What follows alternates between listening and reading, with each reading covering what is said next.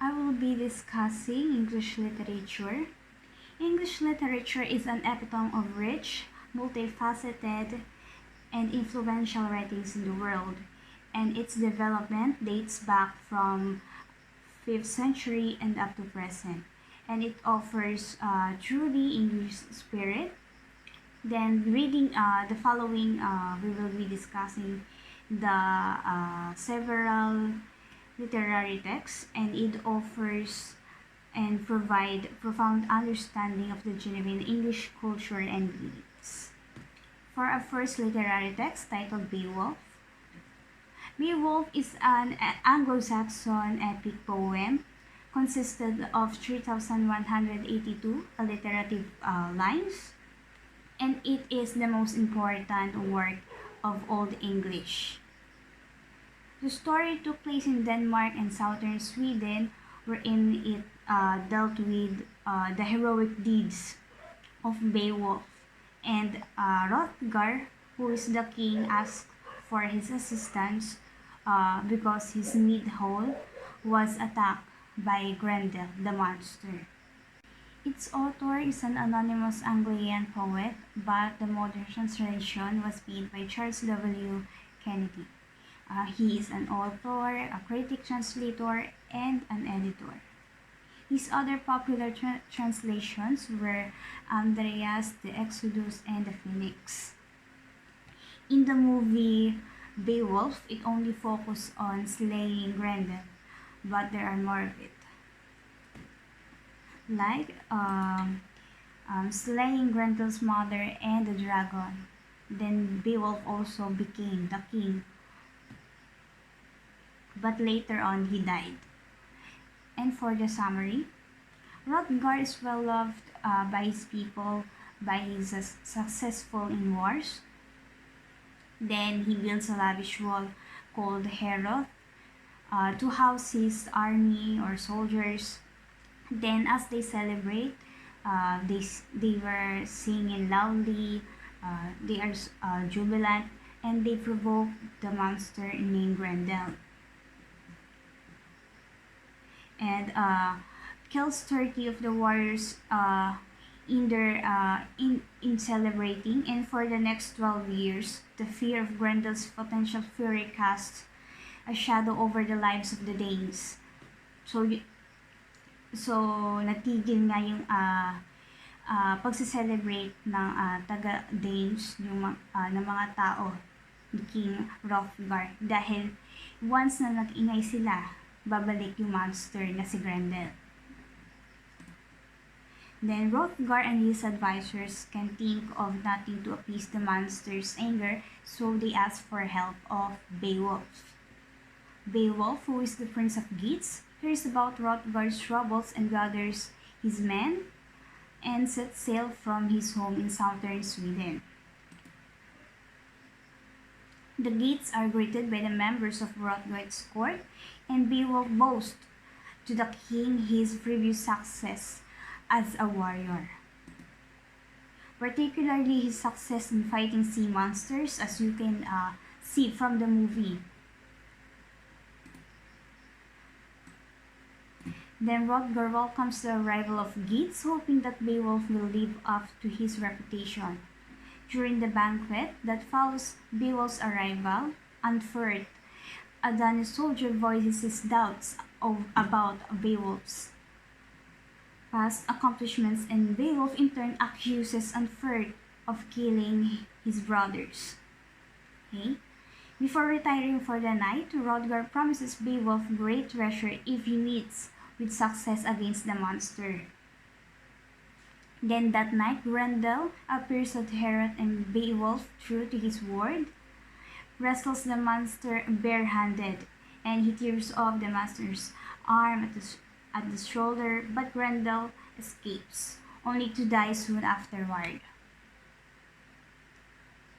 Then that's all for the overall I think the summary of the movie. And for the analysis of Beowulf, the poet attempts to some extent to reconcile the human and the heroic, sides of Beowulf's personality. Although he is described as greater and stronger than anyone or anywhere in this world, and clearly commands immediate respect and attention, he is also portrayed as courteous, patient, and diplomatic in his manner. He boasts to Hrothgar his bravery, as you can see from the movie, but does so mainly as a practical means of getting what he wants. Certainly, fame, glory, and wealth are also among his motivations. He seems to have no great desire to becoming the king of Geats, because in the latter part, he will become the king of his homeland. And when first offered the throne, he refuses, preferring to play the role of a warrior's son. Likewise, he never appears quite certain whether his success as a warrior is due to his own strength or to God's help. And for the second theme, the difference between a good warrior and a good king. The good warrior, Beowulf, have nothing to lose, desires personal glory. And the king Hrothgar, having much to lose, seeks protection for his people. Though these two outlooks are somewhat oppositional, each character acts as society dictates should be. Okay? As, kumbaga, kung ano yung iyong title, dapat gampanan mo yung responsibility mo or role in the society. Okay? Beowulf became the king on his land in the latter part, but the people seeks a good king, not a good warrior. Okay? Kasi ang pinaka-strongest trait ni Beowulf as a warrior is brave, but it is also his weakest trait when he became the king. Kasi ang focus mo na naman ay yung tao eh.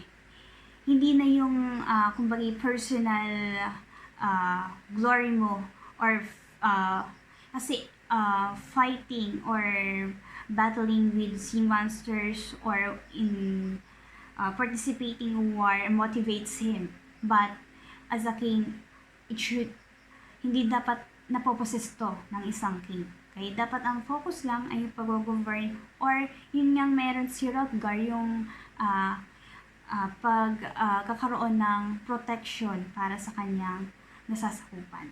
While a warrior should seek out glorious battles, a king is needed by his people, and pursuing excessive battles can be seen as reckless and prideful. And other readers have seen Beowulf's pride as a flaw in the warrior code itself, and the same desire for glory that made Beowulf king also makes him a reckless king. Yun nga.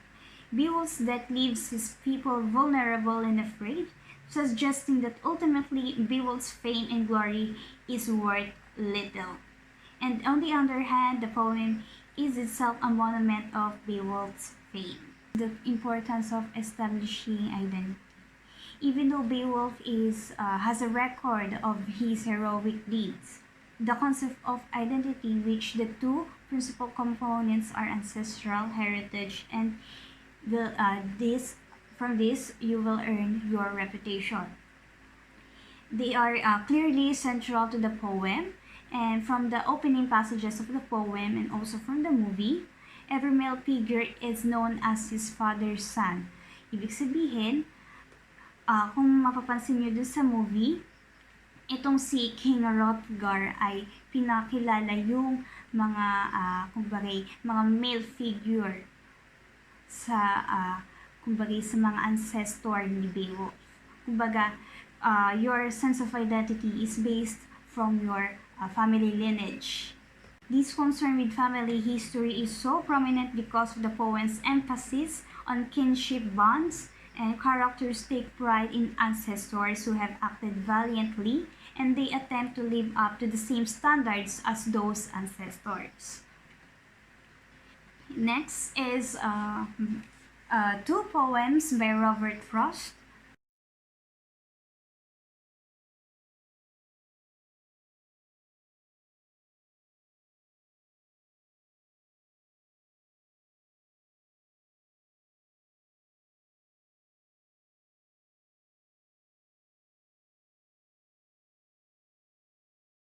In this video, we will be discussing the summary or the interpretation of the poem.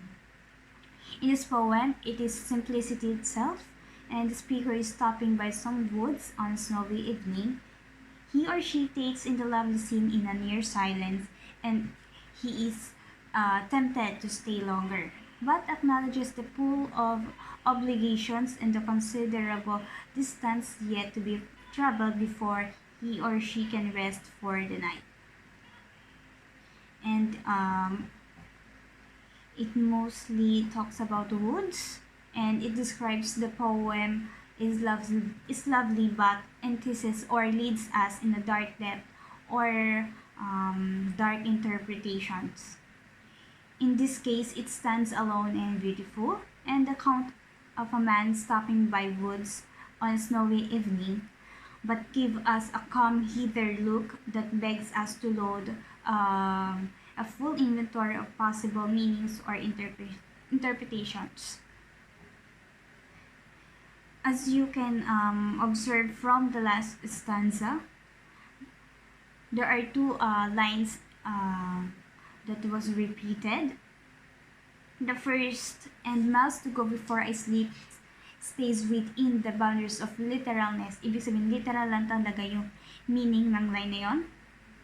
But when it comes to the second, "in miles to go before I sleep," it should sound like a soft yet penetrating go. It can be neither ignored or forgotten. And also, it seems like a death, like it interprets death. For the summary of The Road Not Taken by Robert Frost, the speaker stands in the woods considering a fork in the road, and both ways are equally worn and equally overlaid with untrodden leaves, and the speaker chooses one, telling himself that he will take the other route on the other day. Yet he knows it is unlikely that he will have the opportunity to do so, and he admits that someday in the future he will recreate the scene with a slight twist, and he will claim that he took the less traveled road. Then first, there is no less traveled road mentioned in the poem. It is not even an option. And next, the poem seems more concerned with the question of how the concrete present.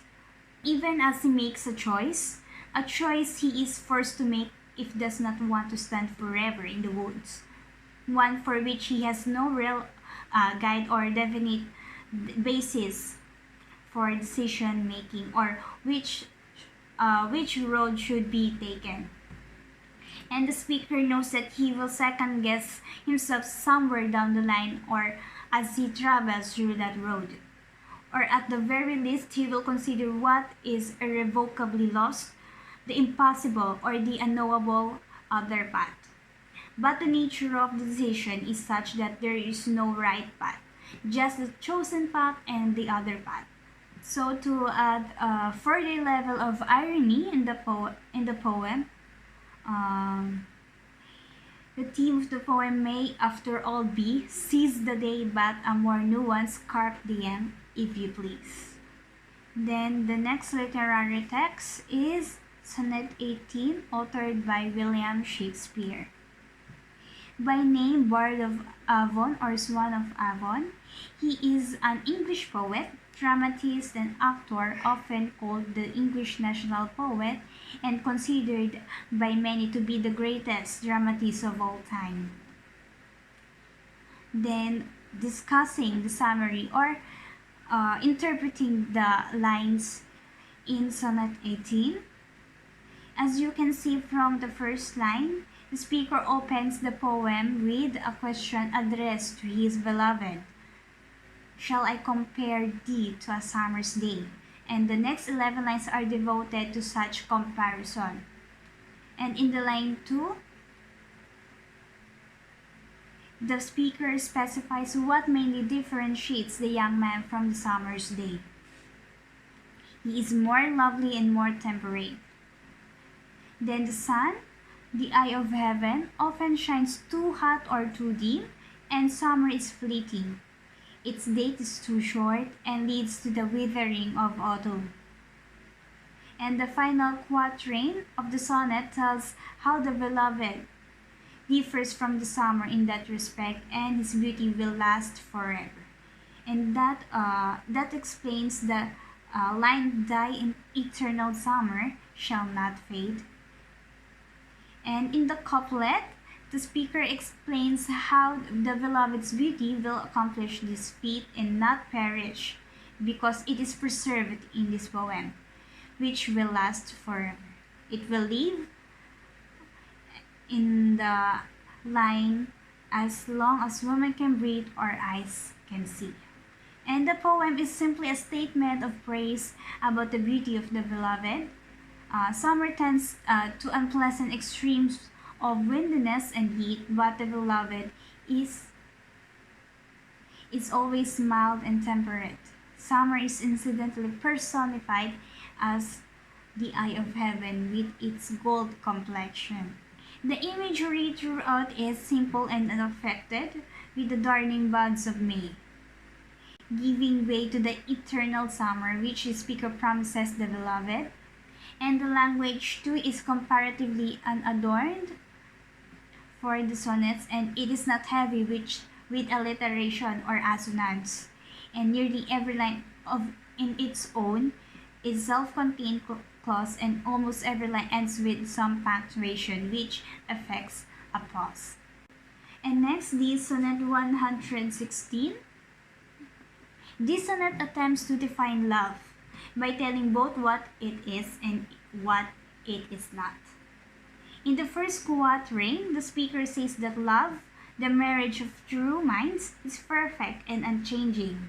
It does not admit impediments, and it does not change when it finds changes in the loved one. In second quatrain, the speaker tells what love is through a metaphor, a guiding star to lost ships that is not susceptible to storms.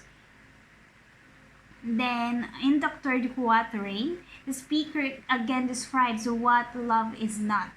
It's not susceptible to time.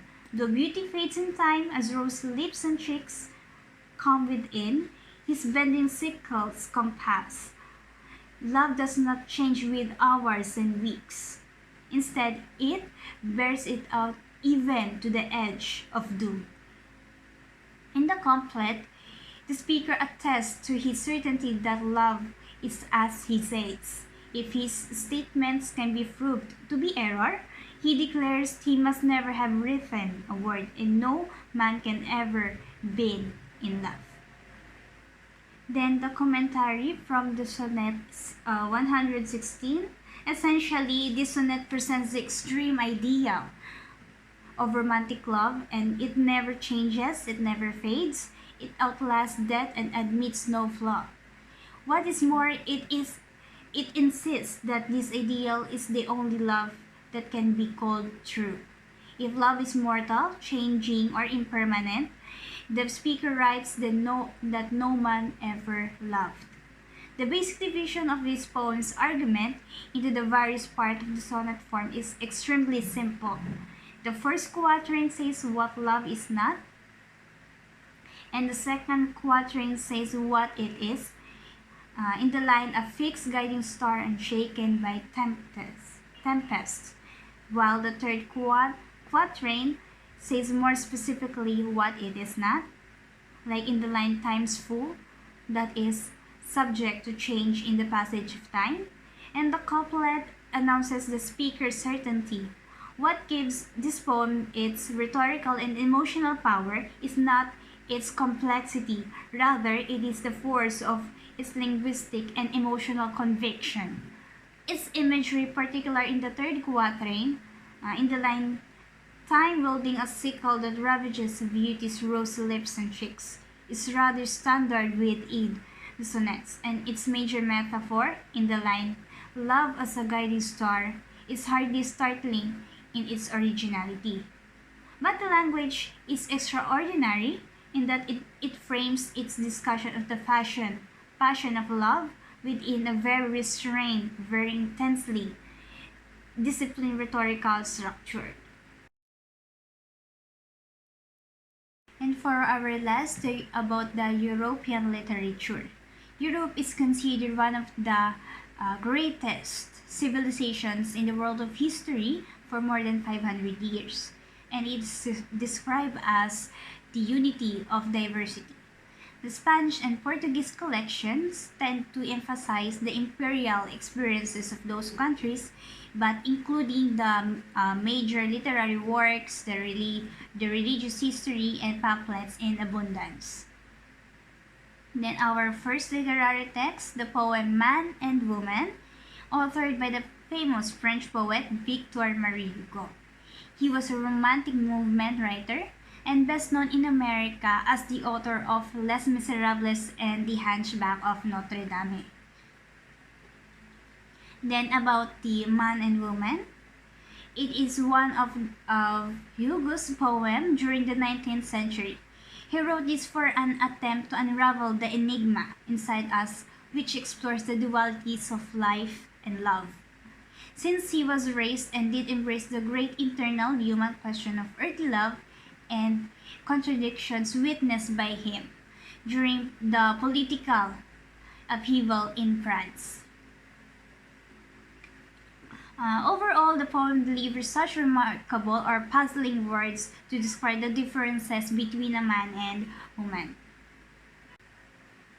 And for I will be discussing just the overall more like the intent of the poem. Overall, the poem delivers such remarkable or puzzling words to describe the differences between a man and a woman. As you can see, he gives a definition or a certain word that will describe a man and a woman. And as we comprehend the poem, we start thinking ourselves if these characteristics are within ourselves, and as what the culture and history have taught us as a man and a woman. A man that has high intellectual, strong, glorifies and to lead, while the woman, in the other side, symbolizes as majestic or something grandeur, a standard of perfection, a divine being or the source of virtues, or a woman suits or give us a feeling of relaxation, and the one that balances everything. That overall more like describing woman and the man. Then next is the necklace, authored by Henry René Albert Guy de Maupassant, and he was a naturalist and realist French novelist, writer, and poet. He was known to be one of the fathers of modern short story during the 19th century.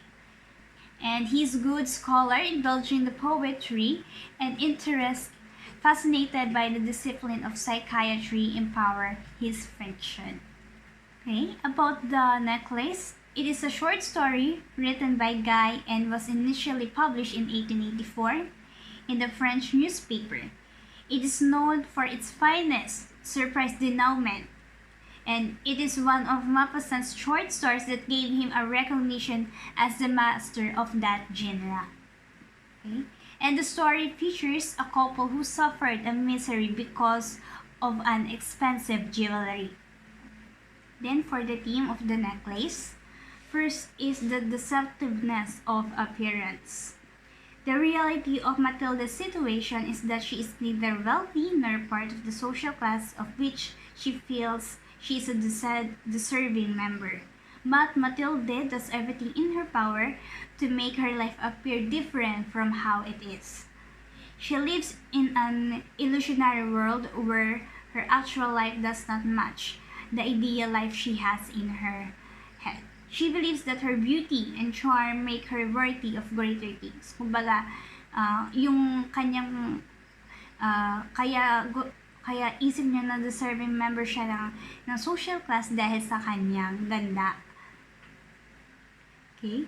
The fact that it comes from the jewelry box gives it the illusion of richness and value.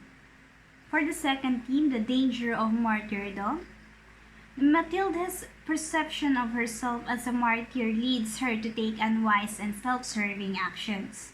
Unable to appreciate any aspect in her life, including her husband, she is pained by her feeling that her beauty and charm are being wasted. When Matilda loses the necklace and sacrifices the next 10 years of her life to pay back the debts she incurred from buying a replacement, her feeling of being a martyr intensifies. Her lot in life has gotten worse, and Matilda continues to believe that she has gotten less than what she deserves, never acknowledging the fact that she is responsible for her own fate. Her belief in her martyrdom is the only thing she has left. And when Madame Forrester reveals that the necklace was worthless, Matilda's sacrifices also become worthless, and her status as a martyr, however dubious, is taken away entirely. At the end of the story, Matilda is left with nothing. Whereas Matilda sees herself as a martyr, but it is actually very far from it. But Monsieur Loisel himself is truly a martyr, constantly sacrificing his desires and ultimately his well-being for Matilda's sake. He gives up his desire for the gun so that Matilda can buy the dress and the jewelry, and forced to sacrifice his happiness and years of his life to accommodate Matilda's selfish desires, and he is the one who truly becomes a martyr. And the third theme, the perceived power of objects. Matilda believes that objects have the power to change her life. But when she finally gets two of the objects she desires most, the dress and the necklace, her happiness is fleeting at best. At the beginning of the necklace, you can observe the author is describing what Matilda is lacking. Okay, like the furniture, the decorations in their house, and also the hot soup, a loving husband she wants, and an ideal of what a comfortable home is. Matilda effectively relinquishes control of her happiness to object that she does not even possess, and her obsession with the trappings of wealthy leads to her perpetual discontent.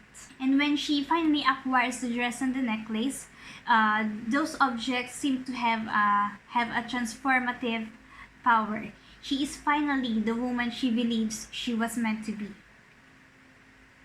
She has gotten what she wanted, and her life has changed accordingly. However, when she loses the necklace, the dream dissolves instantly, and her life becomes even worse than before. And in contrast to Matilda, Madame Forrester infuses objects with little power. Her wealth enables her to purchase what she likes, but more important, it is also offers her the vantage point to realize that these objects are not the most important things in the world. Overall, for the necklace short story, the necklace, beautiful but worthless, represents the power of perception and the split between appearances and reality. Matilda wears the necklace because she wants to give the appearance or impression of being wealthy. Madame Forrester does not tell her upfront that the necklace is fake, perhaps because she wants to appear more wealthier than the others. Because Matilda is so envious of Madame Forrester and believes her to be wealthy, she never doubts the necklace's authenticity. She expects diamonds, so diamonds are what she perceives. She enters willingly and unknowingly into this deception, and her complete belief in her borrowed wealth allows her to convey an appearance of wealth to others. Because she believes herself rich for one night, she becomes rich in others' eyes. The fact that the necklace is at the center of the deception that leads to Matilda's downfall suggests that only trouble can come from denying the reality of one's situation. And for our next, there is a gentle thought poem authored by Dante Alighieri, who was a major Italian poet, prose writer, literary theorist, moral philosopher, and political thinker of the Middle Ages. He was born in 1265 in Florence, Italy, and died at the age of 56. He became known with his epic poem, Commedia, or Divine Comedy, and he was called the father of the Italian language. And about the literary text, There is a Gentle Thought is one of Dante's love romantic poems written during the Romantic era of 19th century. The poem consisted of 40 lines and features the power of love. And about the poem, the story of the poem is all about a woman meeting a man that she fell in love with. The woman is also struggling with the balance between the boy she likes and her intellectual ability. The poet met the man once and in the moment fully fell for him.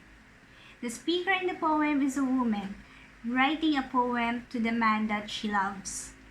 The intended audience for the woman is her lover and the man she is writing to.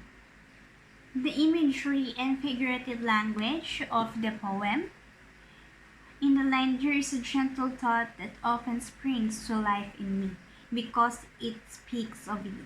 This quote shows the audacity of the speaker has towards their significant other. While on the line, who feels compassion to our inner fires, the speaker is comparing the compassion that they have for their lover to their inner beliefs and stuff inside of them. The author also writes her sweet eyes. The speaker is now going in deeper into her emotions and starts talking about herself through him. And for the tone, the author has a very sweet tone because the author is saying nothing but positive things and is writing in a loving manner. Then the author has a very sincere tone because everything the author says is serious about their emotions. Then the author goes on to add another tone that they captivate, which includes a perplexed tone. And for the theme that is reoccurring in Dante's poem is never give up on the ones you truly love. Dante establishes this throughout their entire poem, which is depicted by their tone that they used throughout it. Practically every line in the poem has some sort of loving or sweet words that you would say to someone. Dante tells a story through her poem about the man that she loves. Dante also uses the figurative language to capture the goal, which is to relay the theme to others. And for the overall or general info, the poetic form of this poem is very vague because it has 14 lines. The poem also includes just lines and one giant stanza as opposed to other poems. Unlike most poems, this poem does add another element to it with using a lot of punctuation that can help give it space when it needs. And it's just about the longing love of a woman for a man. Then for our last literary text, the Trojan War. It is authored by Homer. He was a legendary Greek poet who lived around 100 before Christ. He was unique among the poets of his time for he focused on a single unified theme. He was said to be a blind poet, but he was best known for his long epic poems called the Iliad or the Trojan War. And about the Iliad or the Trojan War, it was considered as the greatest conflict in the Greek mythology, where the Greeks and the Trojans with their allies fought in the city of Troy for 10 years. The conflict ended with the burning of Troy, and the war has been traditionally dated from 1194 to 1184 before Christ. This is different from the movie Troy because it only focuses on Achilles. Then for the themes of the Trojan War, I hope that you already read the summary. I only get the summary of the Trojan War since it is very complicated to understand or read, and also the characters mentioned. Themes: the glory of war. The epic holds up a warlike deity such as Athena for the reader's admiration, while it makes fun of gods who ran from aggression, using the timidity of Aphrodite and Artemis to create a scene of a comic relief. To fight is to prove one's honor and integrity, while to avoid warfare is to demonstrate laziness, ignoble fear, or misaligned priorities. To be sure, the Trojan War or the Iliad doesn't ignore the realities of war. Men die from gruesome deaths, a woman becomes slaves and concubines, and also estranged from their tearful fathers and mothers, and a plague breaks out in the Achaean camp and decimates the army. Then another theme is the military glory over family life. In the Iliad or the Trojan War, closely related to the glory of war, is the predominance of military glory over family. And it clearly admires the reciprocal bands of difference of obligation that bind Homeric families together. Then the author Homer constantly forces his characters to choose between their loved ones and the quest for Cleos, and the most heroic characters invariably choose the latter part. The gravity of decisions that Hector and Achilles make is emphasized by the fact that each knows his fate ahead of time, and the characters' prize is highly the martial values of honor, the noble bravery, and the glory that they willingly sacrifice the chance to live a long life with those they love.